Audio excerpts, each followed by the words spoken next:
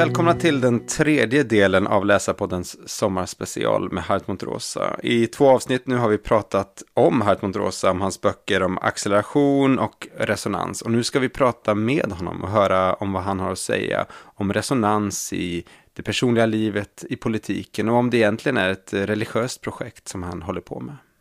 Du lyssnar på Läsarpodden, en bok- och teologipodd med Joel Halldorf och mig, Patrik Hagman.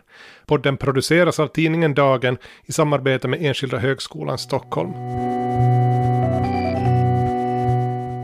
So thank you, Professor Rosa, for taking time to have this conversation with us. It's a great honor. Having lived with your writing this summer, it is extraordinary the way your thinking resonates with a wide range of everyday experiences. And we'll focus our discussion on a few areas where we see great potential for applying the concept of resonance, but where we also see some risks. But first, the introduction of the concept of resonance itself. It is such a brilliant move. Do you remember when you first got the idea? Was it like a Newton's apple falling or road to Damascus moment, or was it more of a gradual process? Yeah, I think it was a moment where different things somehow came together, right? Because on the one hand, this had a very practical, even a bodily background, right? Because I remember that I used to stand on the window here where I'm in summer and often and also some other times at my window in the Black Forest, and I was looking out the window and I was thinking about what makes a day a good day or a bad day, or you could say when do I feel like life is as it should be, or when do I feel alienated, because I was in search of finding the opposite of alienation. And I realized I really had almost a physical sense that on days which I thought, well, this is how life should be, it felt like I was connected with wires, with vibrating strings, maybe strings is the better term, right, to the world.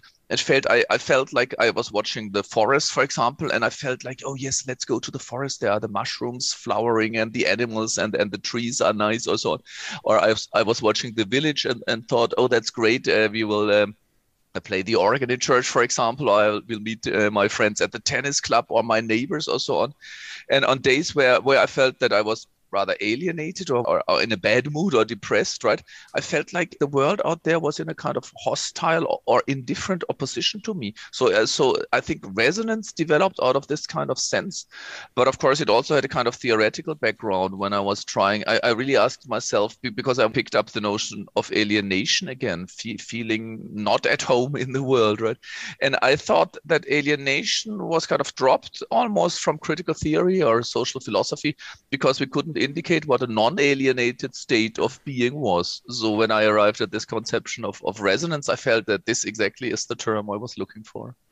There is an interesting difference because, like you say, there are several concepts that describe sort of the loss of modernity, and you use alienation, and there is also Weber's iron cage and Durkheim's anomie, and there has been attempts to describe the opposite.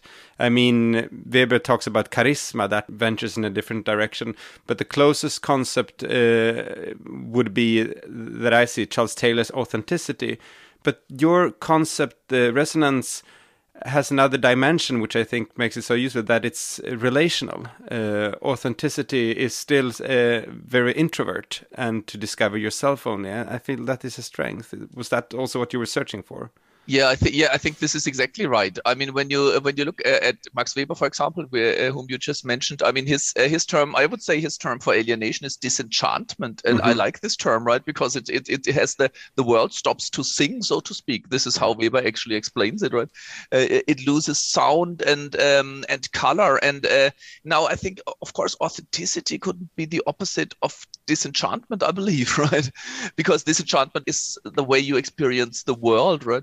So I totally agree with you. I mean, for me, the decisive difference is that relation is not something about me. It's not a truth about me, right? It's not a state of mind, or not even, and it's not identity. I mean, I had written my previous work, my doctoral thesis actually on Charles Taylor, and there I had this idea that that the good life is when you have a kind of stable identity. You know who you are, and you know who you are, where you're going to, etc. But in the resonance book, I somehow replaced this because I realized that sometimes people do change. They even have conversions, right? And it's not so much about who I am and that I don't change and that I find my real self and so on. I think the good life is the capacity, or depends on the capacity, to let yourself be touched by something other, right? And it's something other whom you trust, or whom you at least open up to. And actually also in the sense of Charles Taylor, I think this is really crucial. Charles Taylor would say, or would suggest, he's actually now also working with the conception of resonance, which I like a lot, right? And he would insist, I've discussed that with him actually, you can only get in resonance with something which you have a kind of strong evaluation for. And a strong evaluation means that you think, this is valuable even if I don't like it, right? And it's this kind of relationship to something out there. And this, I think, is different from authenticity, where you just seek to be true to yourself in the end. So the first area where we see a clear potential to apply the notion of resonance as you develop it is personal ethics. You could certainly do worse than give, for example, a young person the advice to try to live a life that fosters resonant relationships to the world. Have you considered going into the self-help industry? Yeah, of course not. I mean, I wrote some pages in the big resonance book to kind of defend myself kind of in advance against this kind of move. I really don't want to be a self-help guru or something of that sort. I mean, for two reasons. On the one hand, I do not claim that I know and now I tell people what to do, right? I really consider myself to be in search with others. Let's discuss what we do and why we do it and what we feel and where things go wrong. And I think this is a totally different disposition or mood from people telling others what to do. And I also always claim, and this is really important, this is why I wrote this small book on uncontrollability, right?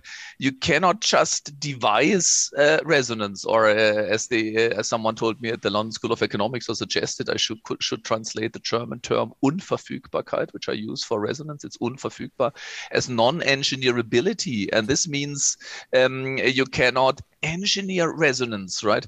And also, I think what also kind of makes me really shy away or shudder when I hear self-help is that I don't want it to become another imperative, right? We have so many self-help books which always tell you, be creative, be authentic, be yourself, do what you are burning for, follow your passions. It's all imperatives, what you need to do.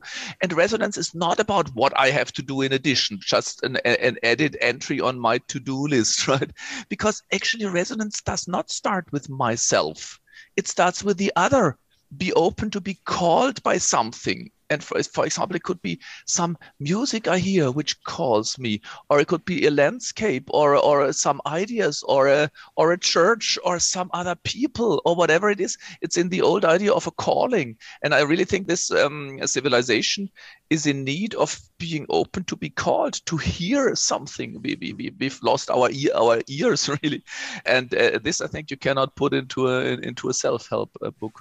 I appreciate very much that you introduced the concept of the good life into discussion of sociology, and your connection to resonance and your description of it in your books and here in the conversation is very compelling to me. But how would you argue if you met someone, a young person, or someone who said, I'm not interested in resonance. I am interested in the good life. For me is a life of dominance or control or expansion. I mean, it sounds vulgar to suggest it, but we know from experience and perhaps also from within ourselves that these can be true temptations and that we are drawn to this. What kind of argument would you make? Would you make a utilitarian argument, or would you make a more substantive ethical argument, or how would you address that as an academic? Yeah, I mean, I certainly wouldn't make a utilitarian argument. Yeah, but I'm not so sure. I mean, let's see. I mean, we always have these discussions about egoism versus altruism, right? And I always think this is the totally wrong opposition. I mean, of course, you can claim that everyone in the end is always egoistic, right? You try to do what's best for you, right? And that would probably be even true for someone like Mother Teresa, who is always trying to help others. You can always say, well, in the end, she does it for herself. But I think the decisive difference is not whether you try to do the best possible thing for you or not. It depends on whether your definition of your well-being does include the well-being of others. And this, I believe, is something, I mean, there are a lot of experiments which actually show this. I would say this is not something we need to learn. Particularly, I mean, my claim is really, and I'd really went to some length, right, to kind of prove this point from psychology and from child development studies. I claim that children always are resonant beings. You do not become a subject unless you're capable of getting in resonance with a significant other, which most of the time is the mother, but not necessarily, right? It's through the eyes of this other that you develop a sense of who you are, and you realize that your movements of the eyes or your facial expressions or what you do with your tiny hands and feet, right, elicits a reaction on the other side, and you are addressed by this other, by the voice, by the meaning, and you are also fed, right? So I think what can happen is that you lose this sense, but it's not that it was never there and you have to learn it through many, many steps, right? You just have to remove the obstacles in the end, I would claim. But even if someone said this, I want to dominate and so on. I mean, it's quite interesting. I would try to talk to this person, not in an, discussions are always actually useless when you go directly against the deep conviction of the other. But I would like to discuss with that person those moments where he or she felt really happy. Right? What were those moments where you really felt overwhelmed with something? Because you even can get this from Adorno, right? The happiest moments are those where you were completely overwhelmed with something which actually went against your plans. I mean, a lot of people know it from love, right? They said, I wanted to do this and this, but then I fell in love and I had to do this or that, right? I mean, that's a very easy example. But the love can be to a person, of course, but also to a piece of music or to a landscape or to whatever it is, to the mountains, for example, right? Feeling completely overwhelmed by something and having the impression that you have to do something because you're called by it, right? People have this experience even when they're totally materialistic and atheistic, right? This is not per se a religious idea, but I'm quite hopeful that that people get this sense. But I mean, when I started this resonance thing, I mean, I always try to do a sociology, not just a sociology of resonance, even of acceleration and so on, right? Which is discursive, because I try to give, this is actually also an idea by Charles Taylor, I try to give the best possible account, but I know that other people have other experiences and I want to hear it and I want to modify my approach. So I always discussed resonance with people even before the book. And there always were some people who were pretty desperate and said, but my husband or my son or my grandma or so has completely lost the sense of resonance. What should I do? And in the beginning, I always thought you have to find the point where he or she can be touched by something. But now I believe the main reason for having lost the capacity to resonate is not that you are not touched, but that you have lost your sense of self-efficacy, which is not the sense of controlling someone, but it's a sense of reaching out to someone, right? And being heard and answered. And this transforms you. And to elicit or to awake this sense of self-efficacy, I'm capable, I'm heard. I don't have to dominate the discussion, for example, but I can engage in an open discussion to give someone this experience. If it works, I think it changed a lot. And for young people, of course, this is crucial. When you talk to young people, and then like people below 25 or so, I think for a lot of them, their most resonant experiences will come through contact with people over the internet, through gaming and so on. Do you think those can be actually resonance relationship, or do you see this the younger generation that will have most of their social life coming through screens? Do you think that is a real problem, or is that just kind of something we need to kind of get used to or get a deeper understanding of? well, I think it will not go away, right? We will use screens and digital technologies, right? But probably you can never say forever, but I think it will not go away. And it also would be kind of futile, right, to do it. And it does have a lot of advantages, right? And you see it in I think really the academic field or the setting was quite guilty in environmental terms, because there was a kind of jet set science, right, where you really flew to Chile or Japan just for one talk or so, and now we realize we can do it through Zoom, and actually people from all over the world, and particularly young people who could never come to a conference, can join in, right? So I'm not saying the screens and digital technologies are evil per se, but I do think it's a real problem. I really think it's a real problem. I'm actually working a bit on this. I want to do something like a phenomenology of screen life, right? And I think it's very interesting. And when you compare, what's the difference between having a class or a seminar on Zoom from having it in physical presence, right? And actually, and I discuss it with my students a lot. I mean, there are a lot of differences. For example, we can see each other, but we cannot look each other in the eyes, right? That's very interesting, because either you see my eyes because I look into the camera, but then I don't see yours, or I see yours, but then you don't see mine. So, and resonance is very often coming through faces, right? I think this is an evolutionary thing. Looking in the face of someone else, and you see the tiny muscles, the facial expressions, which resonate, and we don't have this. And even the sound is not coming, it's not filling the space, right? It's coming through some tiny boxes or through my earphones.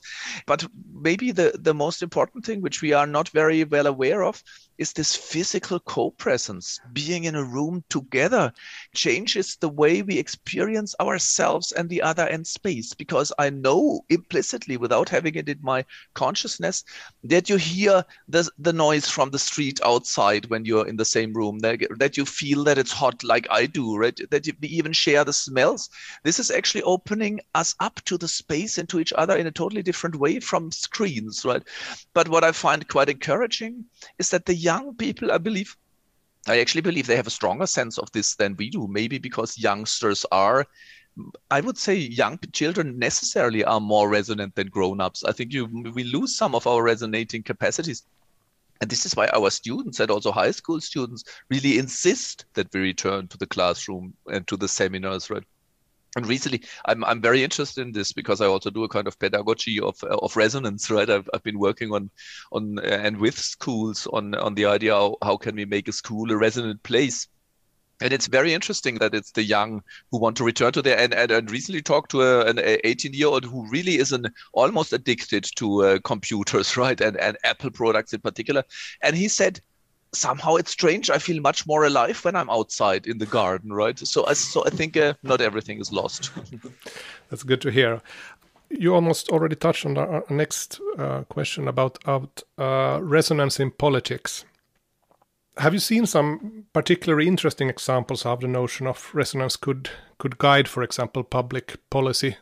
Is that an area where you see these theories of yours could be used? Yeah, I hope so, because I mean, of course, the fate of democracy it's not just the fate of democracy. I would say the future of our societies lies somehow in politics, right? We have to find political tools and means to, I would say, to restructure our societies. But unfortunately, I would say, I do say that the way we live our democracies right now is not very resonant. It's too antagonistic in my view. Actually, there's empirical research which proves that people who are followers of different political party lines or convictions no longer experience themselves as just holding different opinions, but they have started to hate each other, right? You see this very easily in the United States, where those supporting Trump really were ready to almost kill the Democrats, right? Or lock her up was what they were chanting to Clinton, and that's not a resonant way of encountering each other, but it's the same the other way around. Those who hated Trump just hated Trump as much. And in Britain, you have the Brexiteers and the Remainers, right? And you see it all over Europe. And I think it's a bit unfortunate. Its political culture has turned very antagonistic. You hear it in parliamentary debates. It's not about listening and answering and being mutually transformed. It's about finding the weak spot and relentlessly hitting upon it, right? And we see the same logic in talk shows, and now we even see it on the street. But the one example which I find really very interesting is when Donald Trump made his acceptance speech when he was nominated as the candidate running for the Republican Party in 2016. He had some actually almost touching lines where he said it was the climax of his speech, right? And he said, "Those who are forgotten in Detroit, those never seen in the Rust Belt, those not heard in the Deep South or so, I am your voice." And I understand this as a kind of promise of resonance, right? You will have a voice again. But at the same time, it's a kind of denial of resonance, because he does not say, "I give you back your voice, I make your voice heard." He says, "I am your voice." And that means shut up, right? Be silent. There's only one true voice, and that is my voice. And hearing only one voice is the opposite of resonance, right? So I think politics is very interesting and very relevant to my topic. In speaking of politics, I mean, there is also skepticism towards resonance in politics, in the West, particularly because of our bad experiences with the mass meetings and the propaganda and the totalitarian regimes in the 20th century. So there is an ideal within politics that political movements should not be resonant. In particular, a certain form of liberalism that can be, the ideal is that politics should be very bureaucratic. But it seems to me that this runs the risk of leaving every resonance to the populist movement who creates this sense around the nation and so forth. What do you think about this, about the risk of resonance in politics, but also perhaps the necessity almost of it? Yeah, I think it's a bit exactly as you say. It is risky. I would agree, but I actually would insist that it's necessary too, because I mean I do find this phenomena of right-wing populism very interesting. And for me, actually, there can be a little doubt that this is a reaction to a widespread perceived sense of alienation, right? Because this is exactly how I define alienation. People have the feeling that by the dominant parties, the established parties, they are not heard and not seen and not even addressed, right? This is exactly what alienation is about. It's indifferent, right? The political system doesn't care for me. It doesn't speak to me. And it's also the opposite. I'm not heard by them, right? So of course, the right-wing populists, from Trump to Boris Johnson and to Modi in India and Bolsonaro in Brazil, actually, or Duterte in the Philippines, it's very interesting. It's a global phenomenon. And what they do is that they promise people, we give you this voice, we make you heard, right? We take you serious in a sense, right? We see you. It's really, resonance is the idea that I do see you and I hear you and I respond to you. But of course, the problem is that they are not resonant. They are following one sense of ideology. And therefore, I try to introduce, I took this criticism of the resonance theory very serious. I must say that I hadn't seen it in the beginning. And so I was really advocating resonance as the solution to political problems. And then someone raised their hands and said, when I hear resonance, I feel very bad. A shudder is running down my spine, because I think of the Nazis, right? Weren't they the masters of resonance with their flags and their banners and their fires and their music? Didn't they create a sense of resonance and with the eyes beaming up, right? What I always claim to be a sense of resonance. And this kind of shocked me.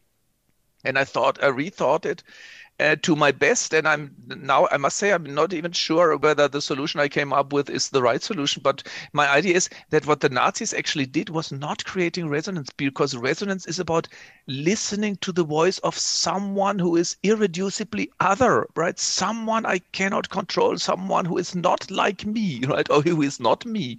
And it's trying to create a bridge which transforms us both.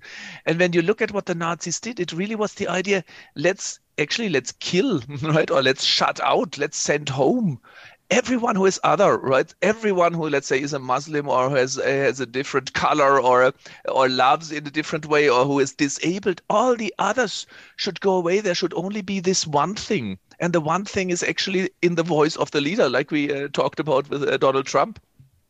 That's not resonance, that's an echo. I don't want to hear the other. And the problem with that is you don't hear your your own voice either. It doesn't give you this sense of self-efficacy, which I meant. So there's only the one voice, the one pure voice. And I mean, for example, in Germany, and I believe also elsewhere, some of the very extreme right call themselves identitarian, right? We have to be white, Christian, male, I don't know what else, right? And everything that's different should be shut out. So this, I say, it creates a sphere, an ecosphere. I hear myself when I listen to others, right? And the problem there is, I resorted to Erich Fromm, who makes this argument, I think, quite brilliantly. He says he shares the idea that the anxiety, the fear, the deepest fear of modernity is the fear that you're totally isolated, atomized in a cold and indifferent universe. And then he says there are two solutions to this. One solution is fusion.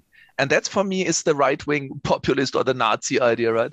There should be a complete fusion between myself and others. There should only be this one voice, the true voice of the people, also of the leader. But the other solution is resonance, right?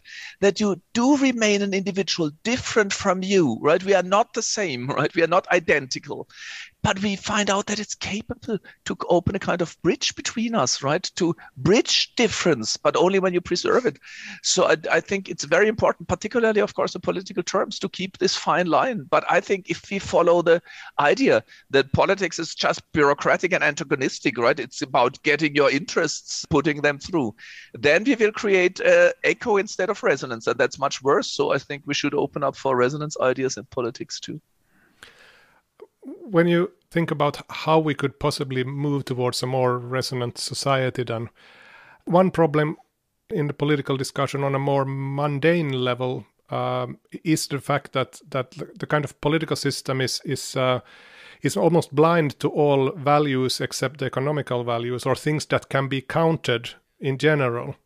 I wonder, are there ways to make resonance visible to that kind of administrative gaze? Can you quantify it? Can you measure it? Or are there kind of things you can measure to kind of indicate that this is actually a better way of doing healthcare or teaching, as you said, than the things that we are counting at the moment? Is there a possibility to open in this way, or is that kind of destructive to the notion of resonance in itself? Yeah, I mean, I think that the question you ask is very important. And I do not blame politicians, right? Because it's just the way the system went, or actually the system operates. But there is actually this problem, and you can see it in healthcare too. But let's for a moment focus on education. I think there you see it very, very clearly. If you're a politician working in the field of educational policies, right, then you really have the problem that you somehow have to come up with results, right? You have to deliver, and you deliver with numbers. So you will claim that since you were the minister or so, the secretary in this field, the numbers of those getting the high school diploma or so went up, or the average grades went up, or there's this PISA tests all over the world. There you can clearly measure it, and so you try to prove that your policies are right, and then you try to find the right or the levers to handle in order to get the right result. And the political debate then is exactly led about this. You measure those who drop out of schools, you measure those who get the high school diploma, you measure PISA, you can measure everything, but it's not making for good education. And my hope against this logic is that people, teachers as well as pupils, do have a strong sense of what makes good education and what makes a good school, right? And that's not the PISA results, right? It's actually, I think in education, it's very clear. I've written quite a lot of this. A good education is not just about having the capacities, the skills to do something, but it's opening the axis of resonance between the pupil or the student and the field of education. For example, when you teach literature, right, education is not successful when the boy or the girl can tell you the dates or can interpret some poem or so with the technical skills. But when all of a sudden literature becomes something of interest to him or her, right? When the poem speaks to him or her, and it's not just the case with poems, it's even in physics or in biology, when they can actually relate to what they hear or learn. And the interesting thing is that every teacher knows this. This is why teachers become teachers, right? And this is what students are yearning for, right? And it's the same, of course, in hospitals, right? You can measure the hospital actually quite economically, how many operations and patients and so on do you have. But you have those working there. And I draw on Leonard Cohen's anthem. There is a crack in everything. That's how the light comes in, right? My claim is that when you teach or when you are nursing someone, because you're in the care sector, you have a very strong sense of what it means to be a good teacher or a good nurse or a good doctor. And at the same time, you have a very strong sense of what you're required to do in these political economic terms. And we should use this gap in between. And, I think it's not hopeless politically because people they want to do good and resonance things. I mean, this is exactly, we are yearning for this. So I wait for this. I think in Germany, the Green Party at some time, at an early phase, they had it. They have lost it completely in my view right now, right? But they dreamt of a different way of being in the world, of a way of living and being that is not following this economic logic of digits and numbers. If you allow me one more sentence, I mean, I really believe as a civilization where we're going to is a society which follows the logic of parametric optimization, right? You can see it in your individual lives. There are more and more parameters which you need to watch, right? It can start with we watched the scales, our weight for a long time, and then the blood pressure came. Now there are smartwatches which measure the oxygen level of your blood, or you measure the quality of your sleep by smartwatches, right? How many hours did I sleep? How much, how well was the quality of sleep? So you can measure this, and you have parameters, and you can measure the number of steps you make per day, and so on, and the calories you take in, and the calories you burn. But also you have parameters in your professional life. For example, you have the quotas and the benchmarks, and so on, right? Or you have in the social media, you have the followers and the likes and the sharing, and so on. And now we can work on that. And even if you do a podcast, you have the number of listeners and so on. We can work on the parameters, right? Try to get more listeners, more steps, and so on. But this is not really increasing the quality of our lives, right? So I think people yearn for a different form of living and being together. And if there was a political party who realized that and really played on it, I think that could be quite successful.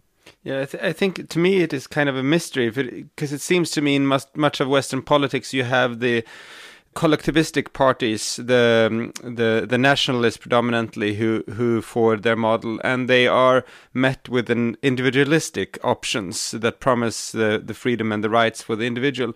But what you're aiming for, as I hear you, is a more decentralized view, a more relational politics, a more relational society, and of course it is more difficult to sort of communicate, but I think it's something that connects with people when you suggest it to them, when you explain the vision. And in Sweden, like in Germany, we have a multi-party system. We have 8 parties in the parliament. You don't need 50%. You can have 5 or 10 or 15%. So I don't understand why no party tries to formulate a more decentralized relational political vision as an alternative to individualism and collectivism. Yeah, I find this actually very strange too. I mean, I think what happened there really is something which we have to overcome, right? It's the conviction which is found on the left as on the right, that the idea of a common good, which we are kind of struggling for, right, is always ideological, right? I mean, on the one hand, you saw this with Carl Schmitt on the right, who says politics is about friend-enemy, right, distinction, right? So there is nothing which we share in between. But I think on the left, you have the same problem. It starts a bit with Karl Marx, when the class struggle, right? It's a struggle. It's either we or them. But then also with the Rancière and Laclau and Mouffe and all the others, they claim that it's all about hegemony, right? The question is who tricks whom in the end, right? Who claims that the common good is just an ideological battleground where you actually it's not just ideological, it's actually a kind of fake thing. You claim that you're struggling for the common good when in fact you're only struggling for your own interests. And the problem with the common good is, of course, that we cannot define it in substantive terms. I mean, there's a danger, right? When you say the common good is that everyone goes to church or does not go to church or whatever, it goes against the idea of plurality. We are deeply plural societies, right? Where people love differently, live differently, believe differently, sing differently, speak differently, and so on. So this is why, as you just said, I believe the common good has to be redefined in relational terms, right? The common good is realized that we are capable of encountering each other as those who it's a bit more difficult to put it in English than in German, right? Who want to hear each other and who want to respond to each other, even though they are different. And this kind of relational common good is also a relation towards history, towards the past and the future. I believe we have lost our sense of being connected to history and to the future. We have lost our resonant connection through time, right? And we have lost a resonant connection to nature, the world we live in.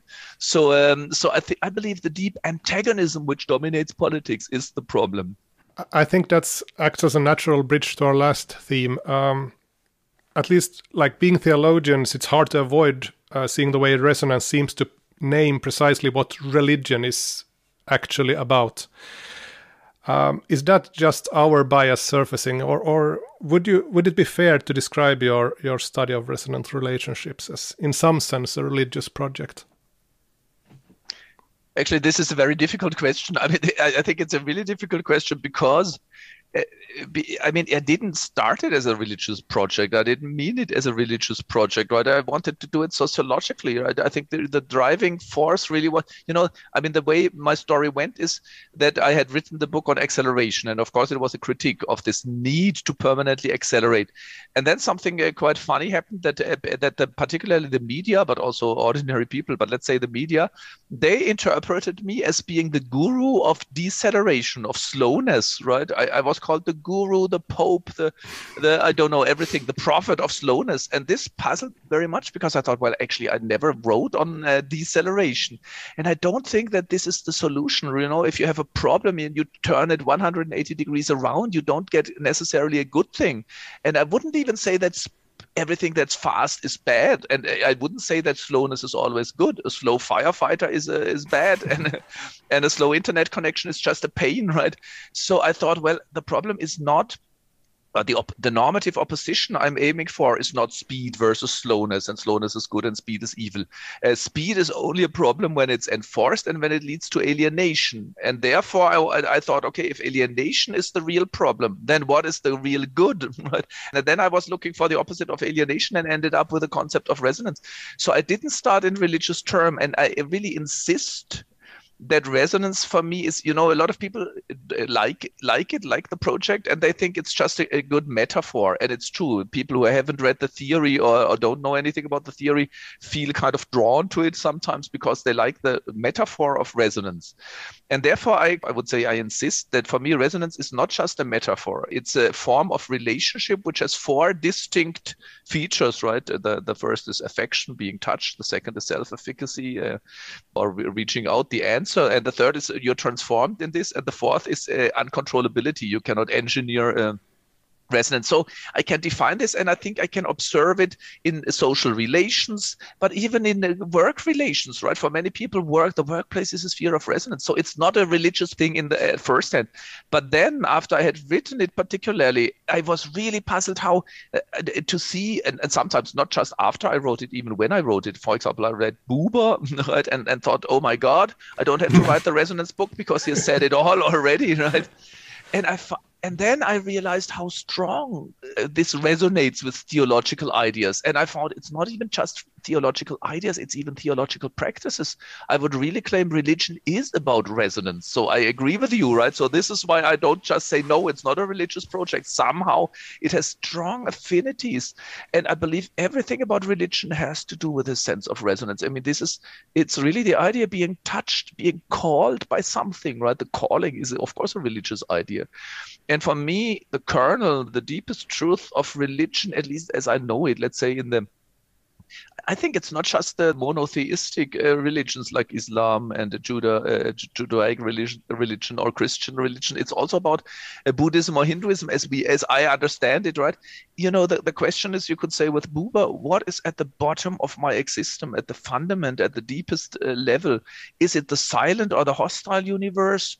Or is it kind of resonance relationship? And for me, Christianity or the belief is about the idea that there is resonance. There is someone who has called me by my name, right? Or someone who has given me the breath of life. I mean, these are for me very strong metaphors, and they are metaphors of resonance, right?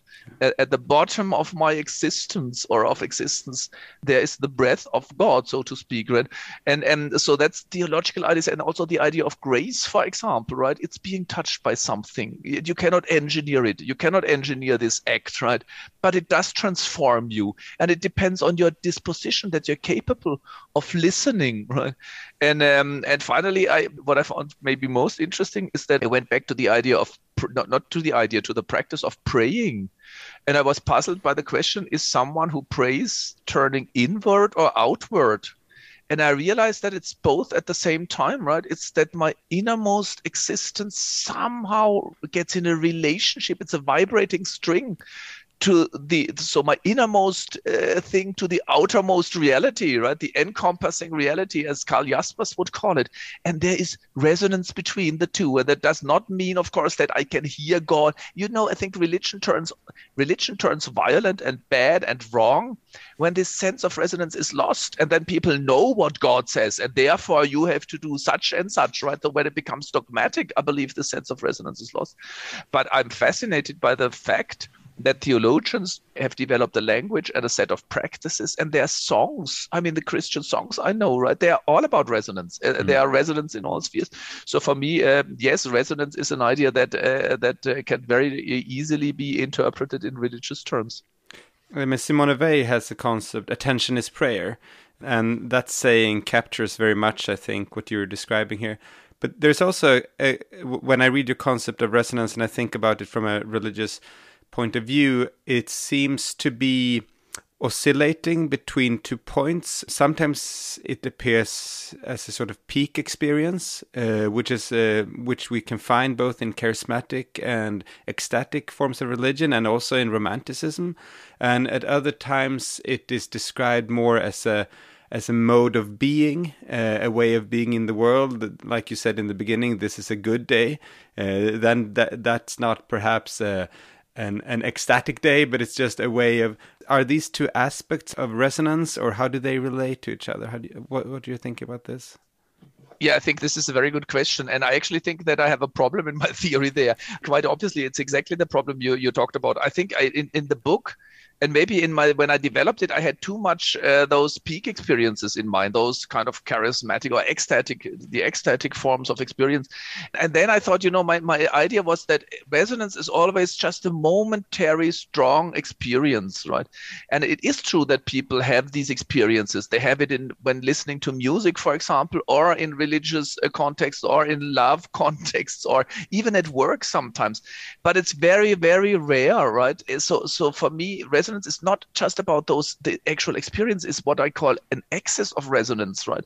And this means that there is something, I think, in almost everyone's life, and if not, then there is a certain problem, right? There is a kind of excess. So some people always go, or regularly go to the concert hall because they have these experiences of resonance, right? And other people go to the forest, for example, right? Or to the mountains, or to the ocean. And other people go to church, right? To the service, let's say, or other forms of religious services, but let's say the church. And now I think they don't always have ecstatic experiences there. That's kind of idiotic. Very rarely that happens. So now I try to introduce. We have a doctoral school between Erfurt, where I teach at the Max Weber Kolleg, and the University of Graz. It's called Ritual and Resonance. And now we are experimenting with the notion of second order resonance, right?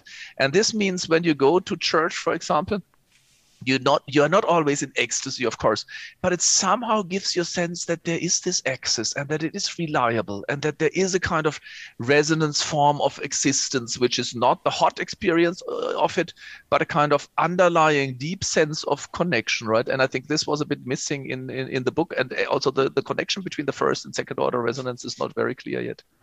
Interesting. It seems to me, we talked about this before, we share a love for the American author Marilynne Robinson. I don't know if she's introduced in Germany, but she describes her literary hero, John Ames, a reverend pastor, that has a sort of like deep perception of the world, the beauty of the world. He sees sort of God shining through the trees, the relations, the humans, also in dark places. And it seems to me that this would be a sort of a saint in your religious project. I mean, this kind of person. And it's also the goal in the monastic tradition, and all specifically to sort of to train you in a way through repetition, that you don't need a variation of impressions. You can have the same day, very strictly scheduled, but you discover how deep it is.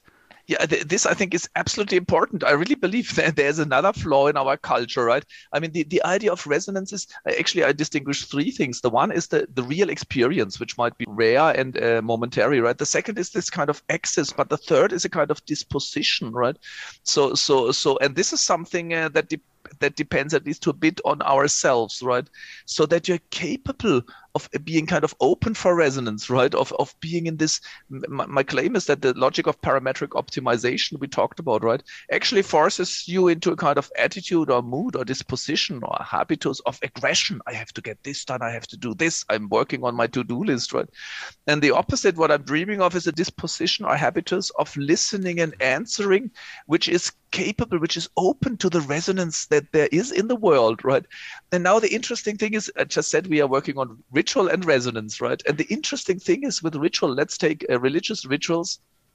Of course, there is the idea that you always do the same rituals, like prayer or whatever it is, right? Or the blessings or so, or the singing, in order to get in touch with the other, the thing that is really other, right? Or with the essence of something that is other. And now the problem is that people get the impression, if the ritual turns dead, then people have the feeling it's always the same, right? So let's change the rituals, right? It's like I have to go to different places. Let me give you my favorite example. It's in the Uncontrollability book, right?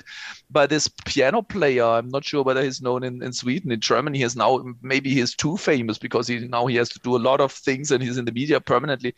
But it doesn't matter. It's a German-Russian pianist called Igor Levit, and he was asked whether he can still listen and hear this famous Beethoven sonata, the Moonlight Sonata, right? And of course, as a reader, I expected he would say, "Oh no, this thing is dead, right? Because I played it so often and I heard it everywhere, right? So it doesn't speak to me." But he interestingly says the opposite. He says, "Yes, I cannot play it often enough because it's basically," he says, "because it sounds differently each time. There's something in it which I don't completely control, which I do not completely understand, right?" And of course, it's really an element of resonance. He doesn't put it this way, but it's very clear. He says there is something in this sonata which sounds different every time, and he feels self-efficacy because it depends on him and on the piano and on space. But there's always this resonant encounter with something other. And he says, and I hope I will never get done with it, right? Every time it's new, and then he says, and this is what I like, this is happiness for me, right? So there you see, it's experiencing the other, being open to the other in a stable surrounding. So you don't have to go to spectacular places and doing ever more spectacular shows to feel resonance. You mentioned playing the organ in church, and that puts you in contact with a large portion of our listeners, I think, who work in church and might be puzzling over this conundrum that resonance, as we said, is something you can't control. It's something that happens. It's the other that gets in contact with me. But of course, as the pastor or as the musician in a service, you have to kind of create the space for other people to experience this resonance. Do you have any personal advice or from that experience of playing the organ and choosing the music and so on that you would like to share with our listeners as a final thought? Yeah, but it's really true that for me the organ is a kind of axis of resonance, and I actually just heard about it. It's really I don't know about the situation in Sweden, but I'm really concerned about the situation in Germany because a lot of people are leaving the churches, right? In our services, I'm a Protestant in the Black Forest, so we are in a diaspora situation, and not many people are coming, and maybe our community will go out of will be dissolved anyway, right? And I heard about a church which is very full. It's a kind of this new church movements, and they now sell their organ because they say the organ is no longer contemporary. Right now, they're having a band. I like playing in a band, but not in the church. Right. So I do care a lot about this, and I really thought about it often. And I say on the one hand, I say it's uncontrollable. On the other hand, of course, we want a service in the church to be resonant, right? And now I think the thing is, maybe you allow me to shift the focus in like a teacher in a classroom, right? He cannot say I will do this lesson such and such that at 10 o'clock and 15 or so, there will be resonance when we discuss this point or so, right? So you cannot kind of enforce it. You don't know it. You have to, but at some point in the discussions, there might be a kind of take-off point where all of a sudden everyone listens and they engage in a discussion. And then you don't know, I always insist it's open with respect to the outcome, right?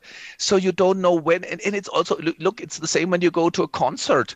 You go to a concert in the hope that there will be resonance, but it rarely comes at the places, at the moments where you expect it, right? It comes at a different place. And I realized in church services, it's the same. Sometimes it's actually the things that go wrong which create resonance, right? Some new ideas coming up, or some child doing something or so, right? The dog barking or so. And actually, or the organist forgetting what to play. It happened to me, right? And then the priest say, oh, please, let's have the final verse too. And then I played again. And then I realized, now it happens, right? Now it's coming up. So my advice would really be, don't try, if you're, let's say, a priest or so, or if you're just a member, right? Don't try to have the perfect service where everything is correct. And when something goes wrong, you think, now we blew it, right? This is not it, right? You have to create the disposition where you're open to things which you did not foresee, right? And so you allow resonance to kind of break in, like the idea of grace has it in religious contexts anyway. Professor Rosa, thank you for having this discussion with us. We greatly appreciate it, and we're looking now very much forward to hear the results from this studies of rituals and the resonance. That was something we almost ourselves started to think this is a clear direction you need to go to. So thank you very much for this. Yeah, there certainly is a lot of work to do there, and it was very inspiring for me too. Vilket fint möte!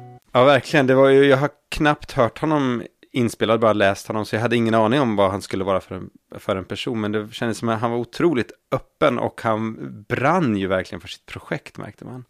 Du sa här i en paus när vi måste klippa lite att han gick in i ett sån här predikant-mode flera gånger och ja, men verkligen man förstår hans genomslag och det var ju intressant det här han sa på slutet att själva undersökningen som han har gjort så drog honom i en liksom så att säga religiös riktning. Han märkte att det var där man har tänkt kring de här sakerna och det är väl det vi har upplevt också när vi har läst honom att det här är någon som från ett sociologiskt perspektiv kommer in på väldigt, väldigt mycket som vi som teologer och som kyrkan egentligen funderar väldigt, väldigt mycket på.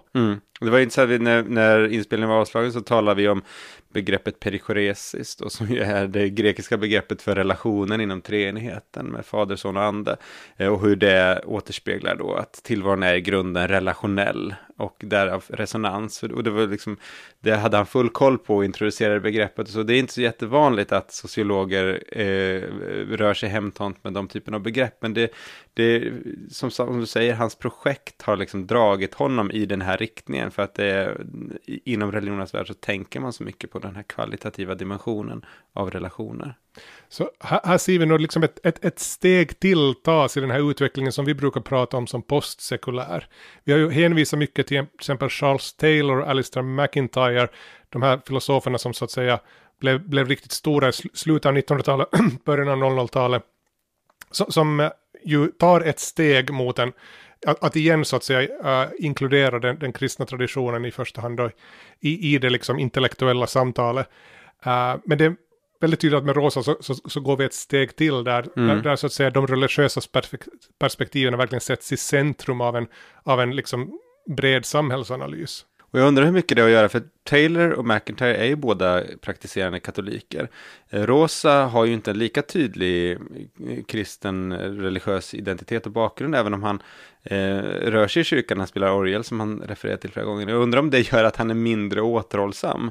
Alltså att de kanske håller tillbaka lite för att de vill inte vara för missionerande och så.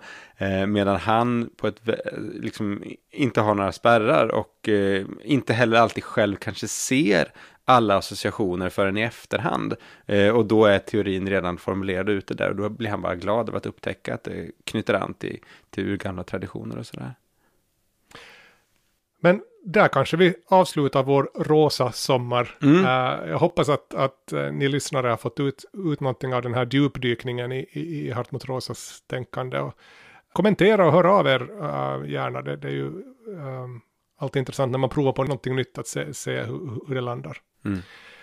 Annars så tar vi en liten paus nu efter den här sommarsäsongen och återkommer här lite senare i höst, kanske i oktober med nästa avsnitt. Och vi har några idéer om vilka böcker vi ska läsa, men vi har inte riktigt slagit fast dem ännu, så att det gäller att hålla ögonen öppna. Ja, ni kan kika på våra Instagram-konton eller Twitter-konton eller Facebook om ni har det, och så lägger vi ut så snart vi har bestämt oss vilken bok vi läser under september, så kommer vi tillbaka i oktober.